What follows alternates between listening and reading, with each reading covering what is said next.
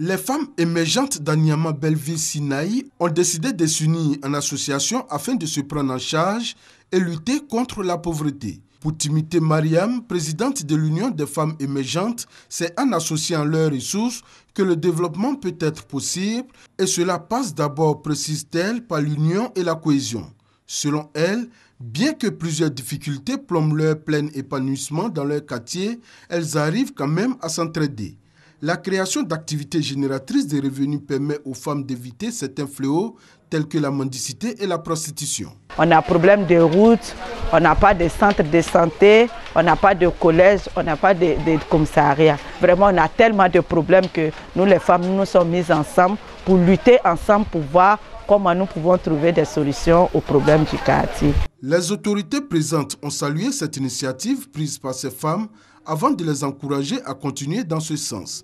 Ils ont par la suite invité celles qui hésitent encore à adhérer à cette association. L'association des femmes émergentes d'Anyama Belleville Sinaï compte 18 associations avec plus de 500 membres.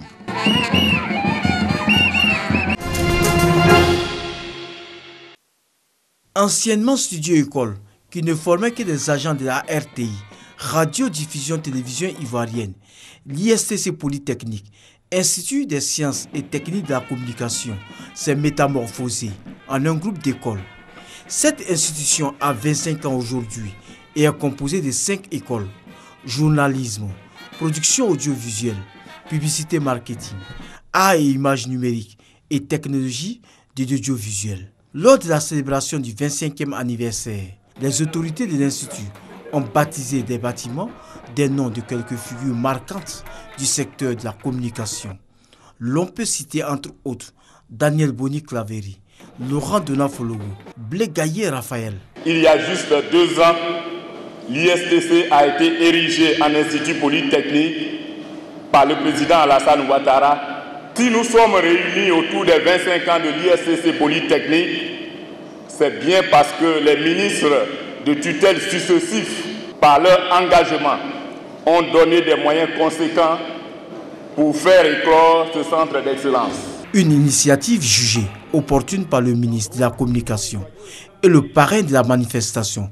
Ici, en effet, 20 nationalités ont été accueillies en 25 ans, ce qui confère à l'ISTC le caractère d'institut panafricain.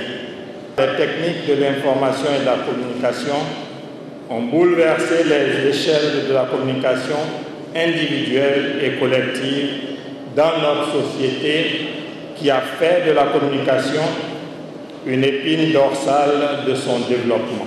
73 diplômes d'honneur et 10 médailles de reconnaissance ont été attribués au personnel méritant. Sur cette liste figure Alfred Damoussa, directeur général de l'ISTC.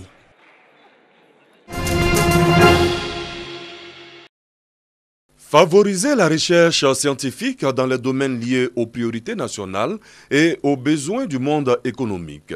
Développer des compétences de haut niveau capables de gérer le développement de la Côte d'Ivoire et de la sous-région ouest africaine. Telles sont les missions assignées à l'école doctorale de l'Institut national polytechnique Félix Houphouët-Boigny de Yamoussoukro. En 3 ans d'activité, une vingtaine de doctorants ont déjà soutenu leur thèse. Cette année, nous avons reçu une trentaine d'étudiants, de doctorants venant du Bénin et du Togo. Et nous pensons qu'il serait intéressant que l'année prochaine, nous puissions tenir ces doctorales soit au Togo, soit au Bénin. Pour rendre cette école compétitive au niveau continental, des doctorales conjointes sont initiées. La 3e édition de ces doctorales a réuni 3 pays, la Côte d'Ivoire, le Togo et le Bénin. Plusieurs exercices et concours ont meublé les 4 jours d'activité. Concours, ma thèse en 180 secondes, la meilleure communication féminine, le meilleur posteur et le projet innovant. Je travaille en fait sur le traitement des eaux usées et c'est ce que j'ai présenté au jury. J'ai élaboré un matériau pour pouvoir détruire les polluants organiques. L'école doctorale de l'Institut national polytechnique Félix Houphouët-Boigny de Yamoussoukro facilite le perfectionnement des enseignants à travers le renforcement des capacités et la mobilité internationale.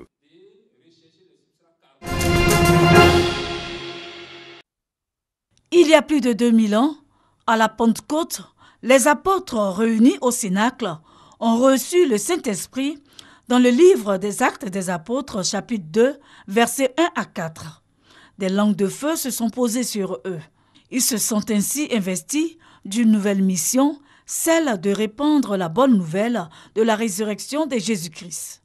C'est la fête du Saint-Esprit, la troisième personne de la Sainte Trinité, que l'Église commémore en ce jour. C'est cette effusion du Saint-Esprit que vivent tous les chrétiens du monde entier dans les églises, les temples et les lieux de culte également en ce jour de Pentecôte. Ils reçoivent différents dons et charismes. Le Seigneur a dit, je m'en vais vers le Père et je vous enverrai le Paraclet, celui-là qui va vous faire découvrir tout ce que je vous ai dit. La Pentecôte spirituelle est la Pentecôte où il y a eu l'effusion du Saint-Esprit. Et la Pentecôte physique est la Pentecôte où il y a eu productivité, où il y a eu moisson. Ta Pentecôte peut être une élévation professionnelle. Les responsables de communautés religieuses attendent un changement de mentalité et une transformation des cœurs et comportements des fidèles chrétiens. Nous devons invoquer le Saint-Esprit dans notre vie de tous les jours. Nous devons demander au Saint-Esprit de nous communiquer le fruit de l'amour, de l'humilité et de la paix. L'essentiel de la vie spirituelle, c'est l'acquisition du Saint-Esprit. Nous avons donc besoin du Saint-Esprit pour qu'il authentifie ce que nous vivons, qu'il s'enracine en nous, qu'il nous aide à avoir des vies chrétiennes qui aient de l'impact. Message bien perçu par les fidèles chrétiens qui souhaitent que le Saint-Esprit renouvelle leur vie en cette fête de Pentecôte. Ce que j'attends de cette Pentecôte-là, vraiment connaître le Saint-Esprit, accueillir le Saint-Esprit en moi et puis donner le Saint-Esprit aux autres.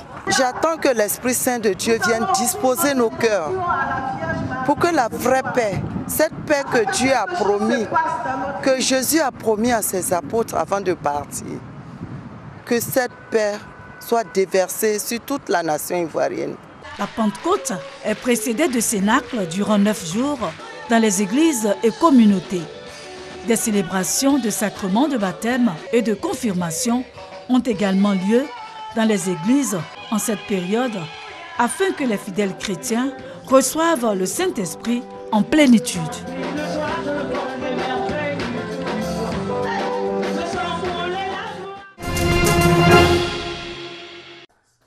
Il ne lui reste rien. Nkutu a travaillé toute sa vie dans la mine d'or de Blyforedzert, au sud de Johannesburg.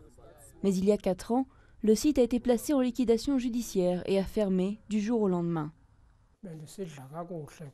On s'en sortait bien, on avait à manger et puis tout ça s'est arrivé, notre vie a changé. Quand vous ne travaillez pas et que vous n'avez rien à manger, c'est dur. Plus de 1700 employés se sont retrouvés sur le carreau, sans indemnité de licenciement. La ville a été abandonnée à la pollution et au pillard. C'est le vide total pour les communautés. Le gouvernement local ne prend pas ses responsabilités, surtout quand la fermeture est aussi prématurée et soudaine que dans le cas de la mine de Blyvor. Quant à l'entreprise insolvable, elle s'en va et c'est tout. Blyforedzert n'est pas un cas isolé. Ces mineurs travaillent dans un foyer de travailleurs au nord de Pretoria, mais du travail, il n'y en a plus. Ils ont été licenciés après une grève en 2009 et aujourd'hui ils chassent des singes et des chacals pour survivre. Beaucoup sont malades. Il faut comprendre que quand on a la tuberculose, il faut manger. Sans nourriture, comment faire? Vous allez à la clinique, ils vous prescrivent des médicaments, mais vous ne pouvez pas les prendre le ventre vide. Ici non plus, le gouvernement n'intervient pas. Et les entreprises rejettent la responsabilité sur les partenaires sociaux. À qui la faute en cas de faillite? Est-ce que l'entreprise devrait offrir un filet de sécurité inconditionnel? Est-ce qu'elle doit pouvoir absorber le choc quand les syndicats se comportent de façon irresponsable? Et puis il y a aussi le comportement du régulateur qui n'a sans doute pas très bien réfléchi au problème. Pour la première fois, une ONG a décidé de poursuivre en justice les 2 derniers opérateurs de la mine de Blyforedzert. Si elle obtient leur condamnation, l'affaire pourrait établir un précédent pour toutes les communautés de mineurs abandonnés du pays.